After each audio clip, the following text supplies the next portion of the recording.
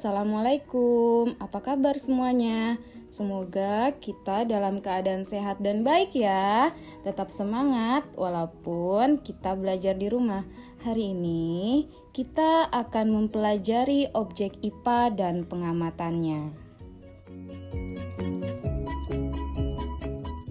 Sebelum memulai pelajaran, silakan kalian amati benda yang berada di sekitar kalian. Objek dalam IPA. Objek dalam IPA adalah segala benda yang berada di alam disertai dengan interaksinya satu sama lain. Lalu, apa aja sih benda yang ada di alam itu?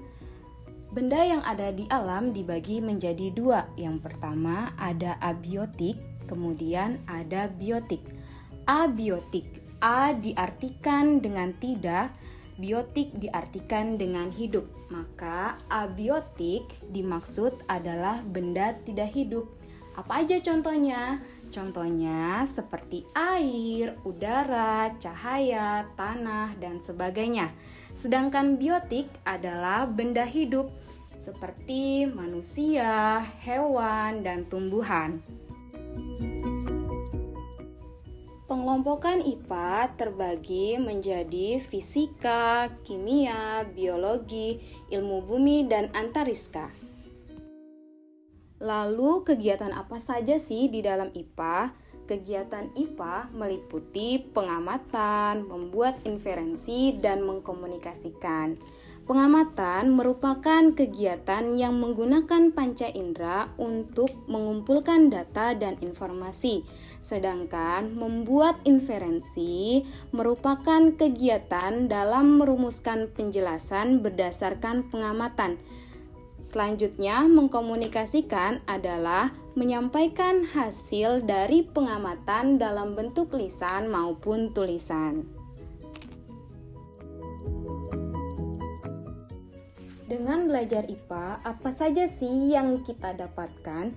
Pertama, meningkatkan kualitas hidup. Misalnya, kita tahu bunga yang kita tanam akan tumbuh. Kemudian, kedua, memahami berbagai hal di sekitar kita, seperti kenapa matahari bersinar, apa kegunaan matahari.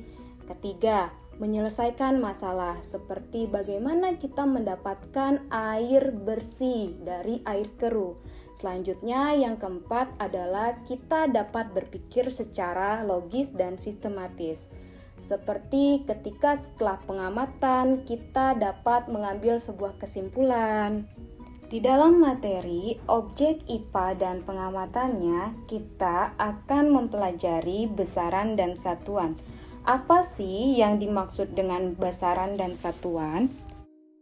Sebelum mempelajari lebih dalam tentang besaran dan satuan, mari kita ulas sedikit tentang pengukuran. Pengukuran, pasti kita bertanya-tanya tentang pengukuran itu apa? Sebenarnya pengukuran sudah sering kita lakukan dalam kehidupan sehari-hari, seperti mengukur tinggi, berat badan, bahkan ketika kita sakit, kita tahu suhu tubuh kita tinggi ataupun rendah. Sampai sini kita tahu bahwa mengukur merupakan kegiatan membandingkan suatu besaran dengan besaran sejenisnya. Contohnya ketika kamu mengukur panjang meja dengan jengkalmu, dengan demikian kamu harus membandingkan panjang meja tersebut dengan jengkal juga. Misalnya, hasil yang didapatkan dari pengukuran panjang meja sama dengan 6 jengkal. Nah, dari situ dapat diambil kesimpulan bahwa pengukuran adalah suatu kegiatan dari besaran dan satuan. Lalu besaran dan satuan itu apa? Sebelum lebih jauh, kita lihat contohnya dulu. Seperti tinggi badan 150 cm, tinggi rumah 10 meter, panjang kereta sekitar 36 meter.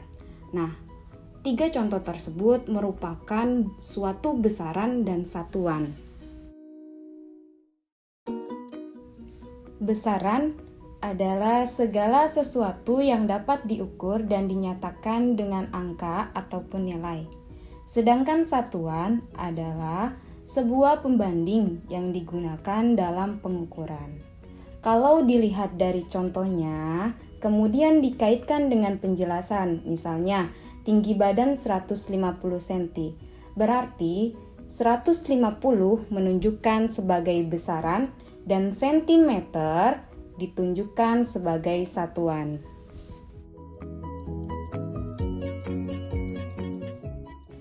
Sekian dan terima kasih. Assalamualaikum.